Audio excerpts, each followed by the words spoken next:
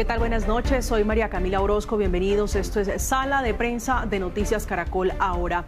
La pérdida de bosques y selvas a causa de la deforestación es cada vez más dramática en nuestro país. Las cifras continúan en aumento. Según el Ministerio de Ambiente, solo en el 2019 cada día fueron destruidas 453 hectáreas de bosques. Las zonas donde más se registró esta práctica ilegal en el tercer trimestre del 2020, según el IDEAM, son Hormiga y Orito en Puerto Caicedo y también Puerto Asís en el Putumayo, así como en Tibú y el río Catatumbo en norte de Santander. En los últimos años también la Amazonía colombiana ha sido duramente golpeada por esta práctica ilegal. Allí, según la Fundación para la Conservación y Desarrollo Sostenible, casi 75.000 hectáreas fueron destruidas en la Amazonía el año pasado. De esta depredación tampoco se escapan los páramos. En las últimas horas, el páramo de Santurbán, después de un terrible incendio, perdió unas 800 hectáreas de vegetación y fauna, entre las que están los frailejones de 1 metro de altura, un poco más de 1 metro de altura, que llevan aproximadamente un siglo desarrollándose. Pero para entender por qué es tan importante este tema, saludamos a esta hora de la noche a José Manuel Ochoa. Él es coordinador del programa de evaluación y monitoreo de biodiversidad del Instituto Humboldt, y al profesor Alexander Velázquez Valencia, director del Centro de Investigación de Biodiversidad Andino-Amazónica. Bienvenidos a los dos a Sala de Prensa. Comienzo preguntándole al profesor Velázquez sobre qué cifras tienen ustedes y que manejan sobre deforestación en la Amazonía colombiana. Buenas noches. Buenas noches, María Camila. Muchas gracias por la invitación. Realmente es preocupante las cifras que se tienen con los reportes de deforestación en la Amazonía, como usted bien lo ha dicho. La Fundación para la Conservación reporta 75.000 hectáreas en el año 2020 deforestadas en la Amazonía colombiana, y pues tenemos como Putumayo y alguna parte del departamento del Caquetá siendo los que mayor aportan a este flagelo para la biodiversidad. Profesor, ¿se sabe qué zonas específicas de esta amplia región selvática son las más afectadas, las más golpeadas por este fenómeno ilegal? Pues sí, según el reporte de detención tempranas que tiene el IDEAN, tenemos zonas, por ejemplo, como la Macarena, como el departamento en el departamento del Meta, el departamento de Caquetá, Cartagena del Chairá, San Vicente del Caguán, y algunos puntos estratégicos que están invadiendo lugares como los parques naturales Chiriquete y La Paya. Entonces es preocupante esta cifra, ya que están llegando a los parques naturales a generar deforestación. Tristemente. Ahora vamos con los páramos. ¿Qué datos tienen, por ejemplo, el Instituto Humboldt de la destrucción de estos ecosistemas? Bueno, los páramos, pues primero hay que resaltar como la relevancia que tienen estos ecosistemas, no solamente para el componente de la biodiversidad, sino para los servicios ecosistémicos que proveen. Mucho del agua que se consume en las grandes ciudades a nivel nacional viene de los páramos. Entonces yo creo que ese es un punto estratégico. Pues los páramos son ecosistemas que de alguna manera, pues lo que ha pasado en Santurbán los pone otra vez como en tela de juicio sobre su conservación, y por eso es muy importante pensar en cuál es la estrategia para conservarlos. La información que tiene el Instituto Humboldt está muy asociado al componente de la biodiversidad, y lo que muestra es que por lo menos en los últimos años se han mantenido relativamente estables debido a que hay unas estrategias de implementación que han ayudado a conservar la mayoría de estos ecosistemas. Obviamente hay sitios, es muy difícil controlar toda la extensión de los páramos, son 37 complejos a nivel nacional, entonces es difícil controlarlos completamente, pero lo que hay que hacer es un llamado de atención sobre el manejo que se le da a los tipos de cultivos que están cercanos a los páramos, que se pueden escapar fuegos generados de actividades agropecuarias que no están bien controladas y que pueden generar, digamos, este tipo de impactos. Pero hay que, digamos, llamar la atención sobre esto por, primero, la importancia que tienen para toda la parte de regulación hídrica, y segundo, por lo que representan para la biodiversidad del país, por la cantidad de especies endémicas amenazadas que allí ocurren. 37 páramos que nos convierten en uno de los 19 países del mundo más biodiversos. Esta pregunta es para los dos. ¿Es igual la recuperación, José Manuel Alexander, en las zonas selváticas que en los páramos? Profesor Alexander. Pues realmente, digamos que, como lo acaba de decir José Manuel, una de las grandes importancias que tiene el páramo es su fragilidad. O sea, la fragilidad que tiene el páramo como un ecosistema estratégico en generación de agua, y regulación de muchos aspectos de servicios ecosistémicos. Sin embargo, desde el punto de vista ecológico, la recuperación del páramo para el crecimiento y los procesos de restauración o de regeneración natural se complica mucho más que en las zonas selváticas. Afortunadamente, en las zonas selváticas podemos iniciar con procesos de propagación o con procesos de restauración ecológica donde se pueden liberar potreros o se pueden dejar a través de lo que es sucesiones ecológicas tempranas, se puede alcanzar en un buen término un proceso de resiliencia importante en estos ecosistemas amazónicos. Sin embargo, se complica mucho, pues, porque muchas veces las estrategias de deforestación o las acciones que se implican el desmonte de nuestros bosques están afectando no solamente el germoplasma que se puede encontrar en el suelo, sino también las estrategias de dispersión de semillas por parte de la fauna. Sin embargo, los páramos, por su fragilidad y por su ubicación a grandes alturas, pues se complica mucho más en procesos de restauración. Pero igual, son tan complicados tanto en la parte de páramos como en la zona de bosque debido a la actividad, porque esas actividades humanas lo que hacen es acabar totalmente muchas situaciones en los suelos, muchas condiciones biológicas en los suelos y muchos nutrientes que a través de las quemas o a través de otras actividades agropecuarias, y esto implica definitivamente un daño total en los procesos de reciclaje de nutrientes y va a afectar lo que es nuevamente el nacimiento de nuevas semillas o nuevas especies para los procesos de recuperación de esos ecosistemas. José Manuel, su opinión al respecto frente a los dos ecosistemas. No, completamente de acuerdo. Simplemente adicionar a lo que decía el profesor Alexander, que hay un punto muy importante. La resiliencia, que es la capacidad de estos dos ecosistemas, tanto de los páramos como de las selvas tropicales en las zonas bajas de Colombia, depende mucho de dos aspectos importantes. Uno, ¿cuál es el tipo de impacto? ¿Cierto? Es diferente si es, digamos, una agricultura que no es intensiva a una agricultura intensiva, algunas veces asociada con fuego, entonces la resiliencia o la capacidad de recuperación depende mucho de esa intervención. Y dos, depende también de la cercanía a otras áreas no transformadas que se convierten, digamos, en las zonas desde donde empieza la recuperación o de los páramos o de las selvas tropicales. Y yo creo que esos son como los puntos críticos que hay que tener en cuenta. Son procesos generalmente más demorados en los páramos, como ya lo bien decía el profesor Alexander, pero que son posibles en la medida de la situación. Sí, hay una estrategia muy importante desde las entidades que están interesadas en la recuperación y sobre todo desde las comunidades locales que están comprometidas en los procesos de recuperación en las dos zonas. Entonces yo creo que esos son como los puntos críticos y las variables que hay que tener en cuenta en los procesos de recuperación para que llegue a un feliz término y se puedan, digamos, restaurar después de estos procesos como fuegos o como otros impactos climáticos como lo que hemos estado viendo en los últimos años. Ustedes dos mencionan algo muy importante, una palabra significativa, y es el impacto. Quisiera de pronto con el profesor Alexander preguntarle quiénes están detrás de esta práctica, tanto en las selvas como en los páramos, por qué se vuelven tan atractivas estas zonas. Es una pregunta muy difícil de contestar, sin embargo, ya hay muchas respuestas frente a eso. Digamos que hay varios actores importantes en estas acciones de deforestación. Uno de ellos son los acaparadores de tierra. Se sabe en la Amazonía colombiana que pues, en estos momentos hay procesos de acaparamiento de tierra por parte de gente que tiene recursos que financian estas acciones importantes para poder deforestar. Después viene el proceso de adecuación de la tierra. Cuando ya se ha deforestado, entonces queda la tierra con muy poco valor y se van comprando la tierra, y a medida que se va comprando la tierra, que se va aumentando el proceso de deforestación, pues van llegando gente que va a generar lo que es ganadería o cultivos ilícitos. Entonces, uno de los grandes actores de este proceso son los acaparadores, los otros la parte de cultivo ilícito como tal.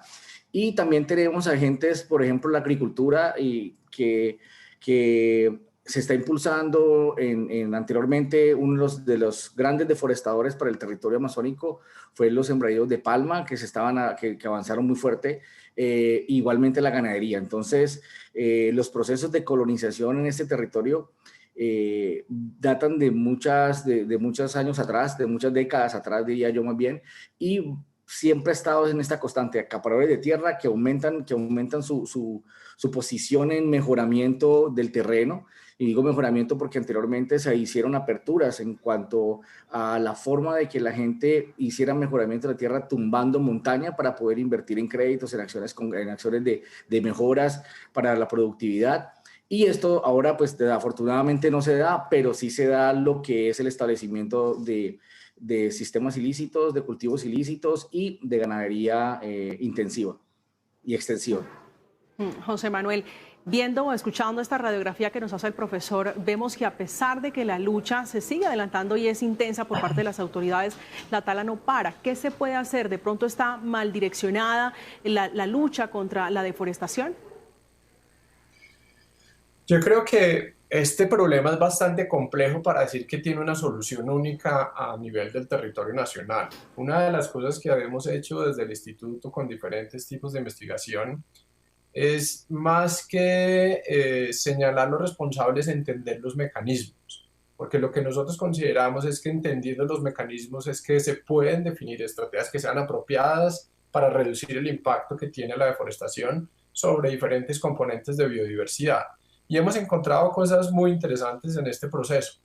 Una es que hay varias variables, como ya lo mencionaba Alexander, que digamos, impulsan el proceso de deforestación a zonas como la Amazonía, sitios en el Chocó geográfico que son importantes desde el punto de vista de la conservación de la biodiversidad a nivel nacional, pero que los motores que están influyendo cambian dependiendo de cada una de las zonas.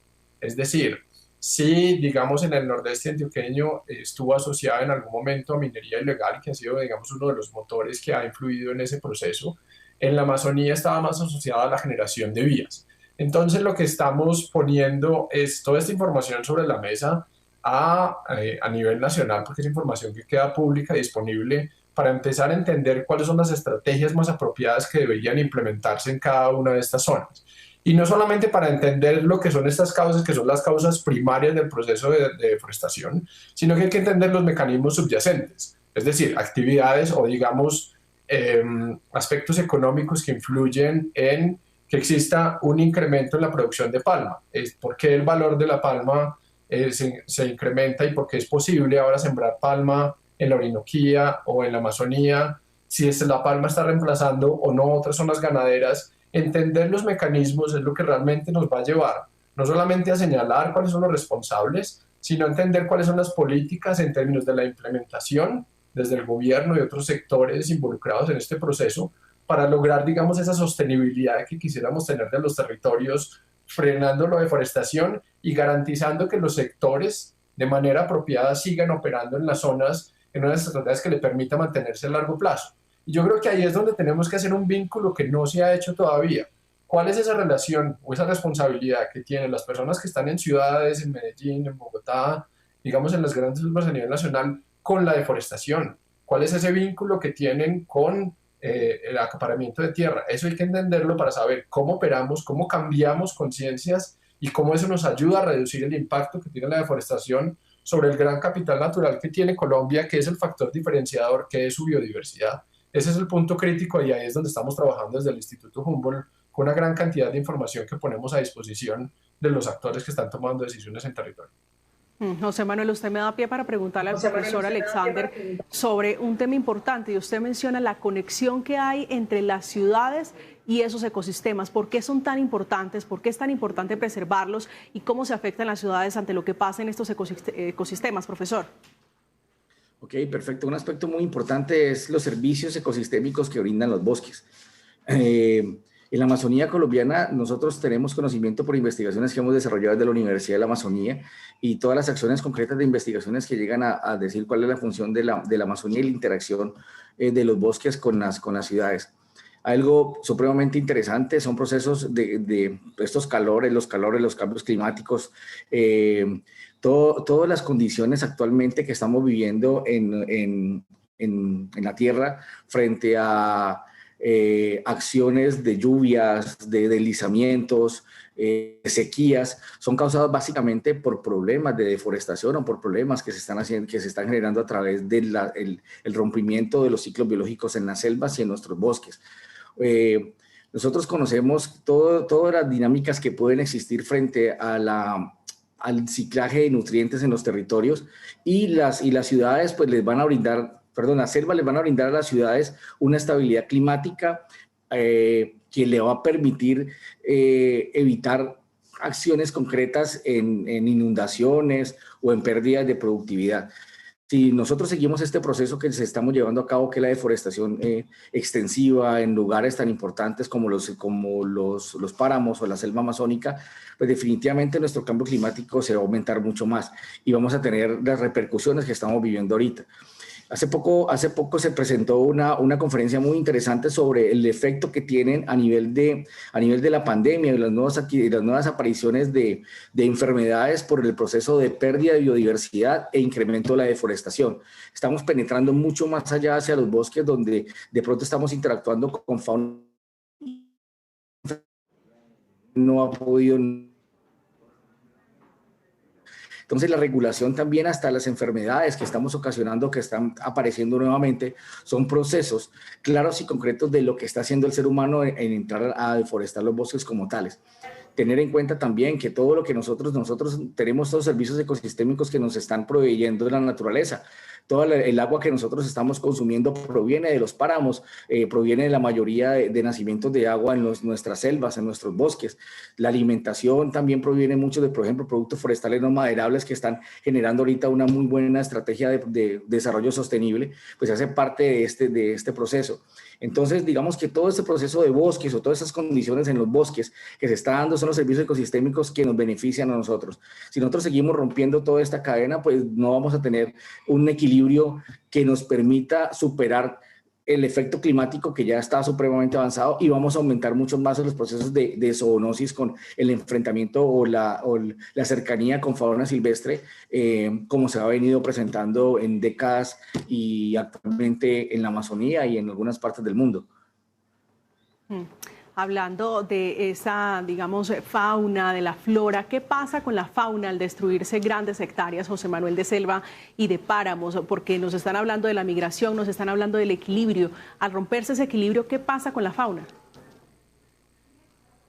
Pues hay varios efectos, pero el efecto más claro es, digamos, la pérdida de algunas especies y la reducción del área donde pueden habitar esas especies.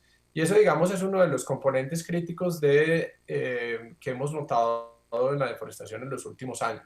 Solamente el año pasado, de acuerdo a la información que tiene IDEAM, aproximadamente 6.000 especies se podrían estar siendo afectadas por el proceso de deforestación a nivel nacional.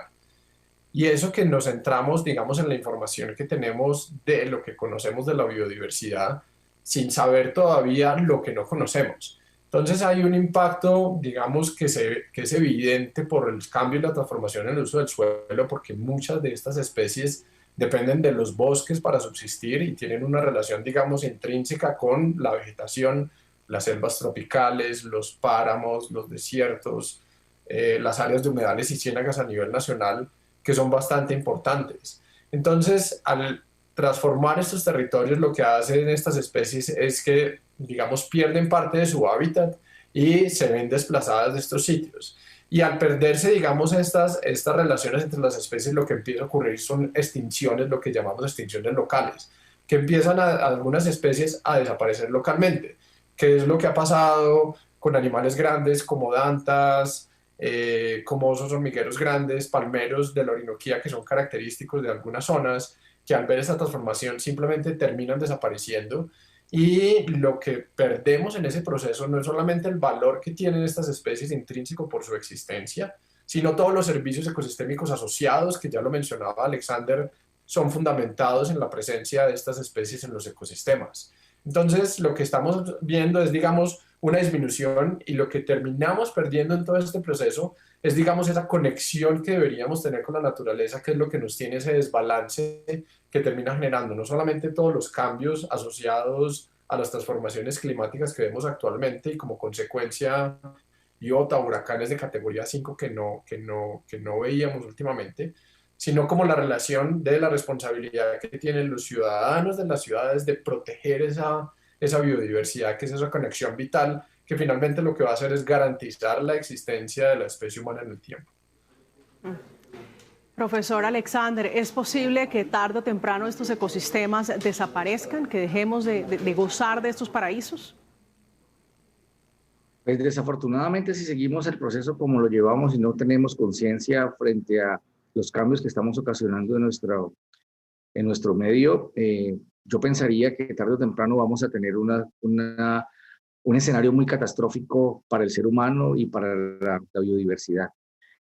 Ya lo mencionaba cuando se hablaba de los procesos de pérdida, José Manuel hablaba de los procesos de extinciones locales. Hemos perdido ya procesos en el territorio localmente, ya se han extinto ecosistemas de importancia natural para el ser humano. Para mí y para muchos investigadores y la Universidad de la Amazonía que han adelantado procesos de investigación en el territorio amazónico, nos hemos dado cuenta de la pérdida de poblaciones locales reportadas desde 1918 en las expediciones que hicieron algunos investigadores que llegaron a Caquetá a hacer sus investigaciones, a hacer sus expediciones, y se han reportado y no se han vuelto a encontrar especies como tal, y ya tenemos esas extinciones locales en lugares. Igual pasa con los ecosistemas son frágiles ante las acciones humanas, las actividades antrópicas afectan, y si nosotros seguimos con este consumismo y con estas acciones tan fuertes, lo más seguro es que no solamente tengamos extinciones locales de algunos ecosistemas estratégicos como los páramos, o como por ejemplo la sierra de la Macarena, o como Chiribiquete, o como La Paya, o como otros parques naturales o otros lugares que son de importancia ecológica. Pues si seguimos con esto, desafortunadamente el escenario no va a ser favorable para estos ecosistemas ni para la biodiversidad. Y los más afectados somos los seres humanos también. A nosotros muchas veces se nos olvida que somos parte integral de un equilibrio natural, y esto es fundamental para poder propender en la conservación no solamente de la biodiversidad, sino de la especie humana. Y si seguimos en este accionar frente a la destrucción de estos ecosistemas, el cambio climático nos va a tomar por cuenta y va a cobrarnos todas esas acciones concretas y a futuro.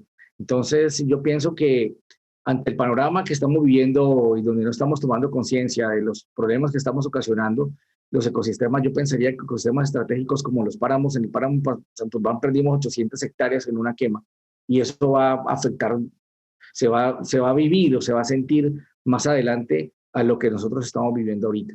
Entonces, pues la respuesta diría yo sí, vamos a perder ecosistemas si no cambiamos nuestra mentalidad y no cambiamos nuestro sistema productivo. Lamentable ese panorama. José Manuel, a pesar de la destrucción que ustedes nos plantean, ¿por qué Colombia sigue siendo una de las principales reservas selváticas y de páramos en el mundo? No, pues de todas maneras, digamos, la situación es preocupante y vale la pena pues como darle la visibilidad necesaria, sobre todo para un proceso de sensibilización de la comunidad. Pero Colombia todavía tiene 50% de toda su área territorial continental con alguna cobertura de bosque. Entonces, yo creo que lo que vale la pena resaltar es que a pesar de esas condiciones, Colombia sigue siendo el segundo país con mayor diversidad de especies en el mundo.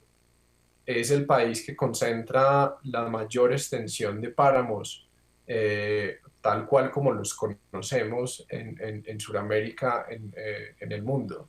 Entonces yo creo que ahí es donde vale la pena definir cuál es el momento, cuál es la estrategia que se va a tomar.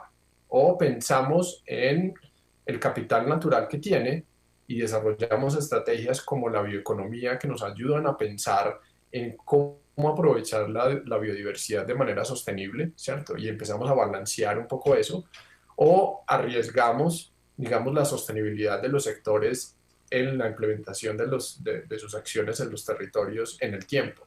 Entonces yo creo que lo que hay que pensar, de alguna manera, una de las reflexiones que nos deja la pandemia es que probablemente mantener ese balance que nos permite decir, estas son las áreas para producción, mientras mantenemos, digamos, el área de conservación, es lo que nos va a garantizar tener una resiliencia y ser capaces de reponernos ahora que todo el mundo habla de cómo la economía vuelve a resurgir a través de una estrategia donde aspectos asociados a la economía basada en biodiversidad se empiezan a convertir en un aspecto importante, mientras los otros sectores que conocemos normalmente siguen operando en territorio de manera sostenida en el tiempo con un aprovechamiento razonable.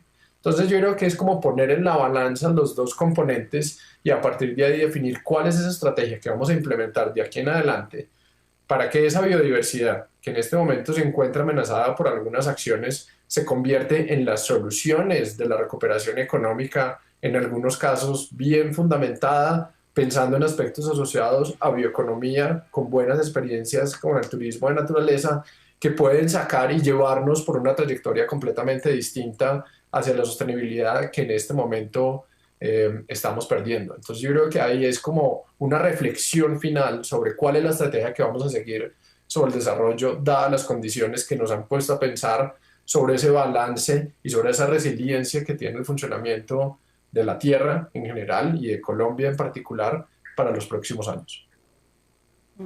Resiliente los ecosistemas. José Manuel Ochoa, coordinador del programa de evaluación y monitoreo de la biodiversidad del Instituto Humboldt, y el profesor Alexander Velázquez, también director del Centro de Investigación de Biodiversidad Andino-Amazónica. Los dos, muchísimas gracias por ayudarnos a hacer esta radiografía sobre un flagelo que yo creo que debería despertar las alarmas y la conciencia de muchos, la deforestación de recursos naturales, de paraísos naturales como son los páramos y las selvas de Colombia.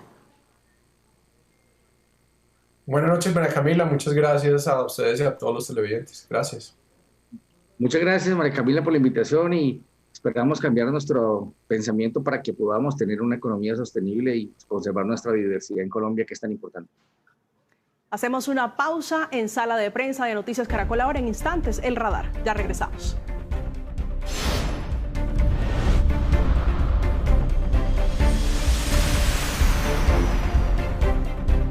Prensa de Noticias Caracol Ahora. Inmediatamente saludamos a Ricardo Ospina, compañero director del servicio informativo de Blue Radio, que nos cuenta qué tiene hoy en su radar.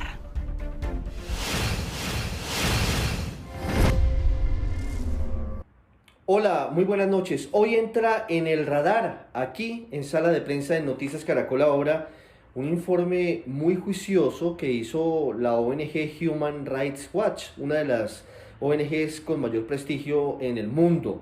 Su director para las Américas, José Miguel Vivanco, dio a conocer el estudio que se hizo frente al crítico asunto de la falta de protección a los líderes sociales en el país.